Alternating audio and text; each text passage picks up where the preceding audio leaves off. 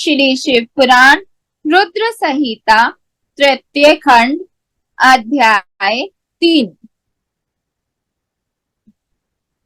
उमा देवी का दिव्य रूप से देवताओं को दर्शन देना, देवताओं का उनसे अपना अभिप्राय निवेदन करना और देवी का अवतार लेने की बात स्वीकार करके देवताओं को आश्वासन देना।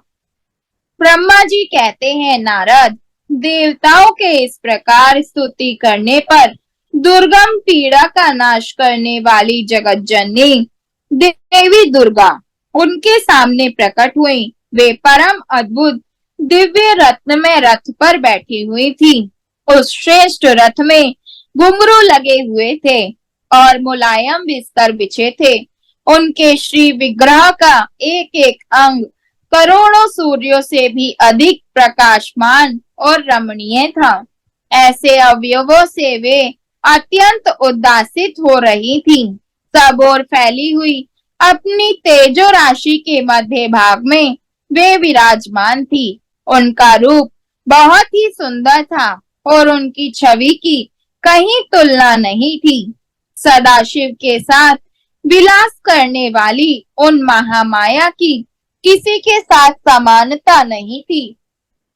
शिवलोक में निवास करने वाली वे देवी त्रिविध चिन्मय गुणों से युक्त थीं।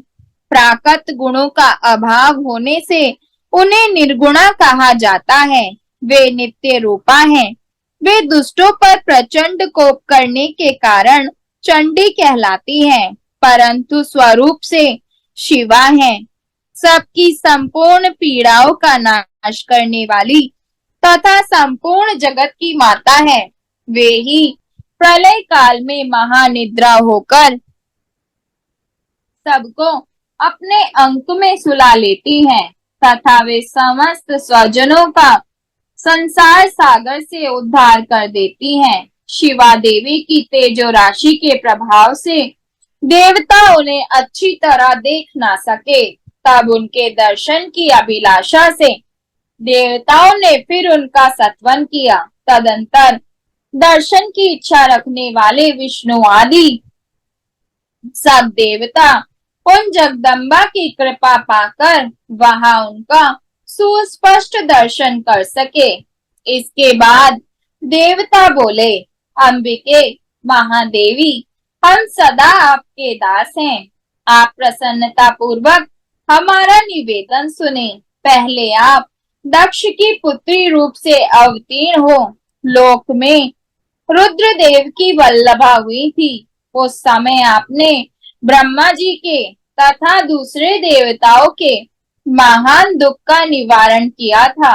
तदंतर पिता से अनादर पाकर अपनी की हुई प्रतिज्ञा के अनुसार आपने शरीर को त्याग दिया और स्वधाम में पधार गई। इससे भगवान हर को भी बड़ा दुख हुआ। महेश्वरी, आपके चले आने से देवताओं का कार्य पूरा नहीं हुआ, अतः हम देवता और मुनि व्याकुल होकर आपकी शरण में आए हैं।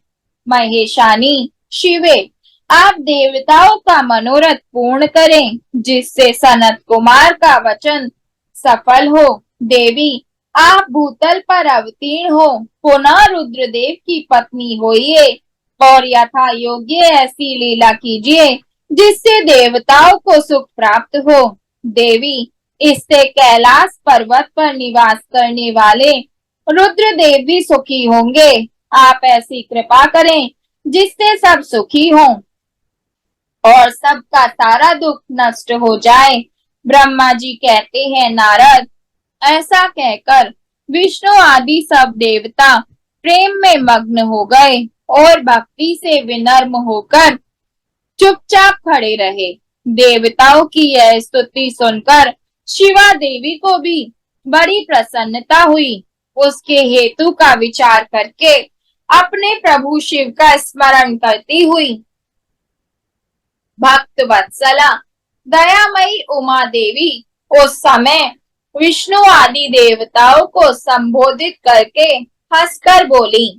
उमा ने कहा, हे हरे, हे विदे, और हे देवताओं तथा मुनियों, तुम सब लोग अपने मन से व्यथा को निकाल दो और मेरी बात सुनो। मैं तुम पर प्रसन्न हूँ, इसमें संशय नहीं है। सब लोग अपने अपने स्थान को जाओ और चिरकाल तक सुखी रहो। मैं अवतार ले मैना की पुत्री होकर उन्हें सुख दूंगी और रुद्रदेव की पत्नी हो जाऊंगी। यह मेरा अत्यंत गुप्त मत है।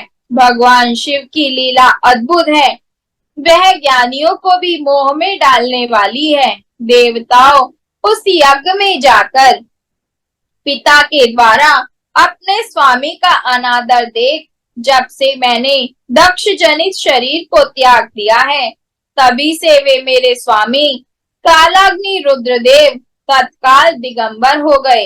वे मेरी ही चिंता में डूबे रहते हैं।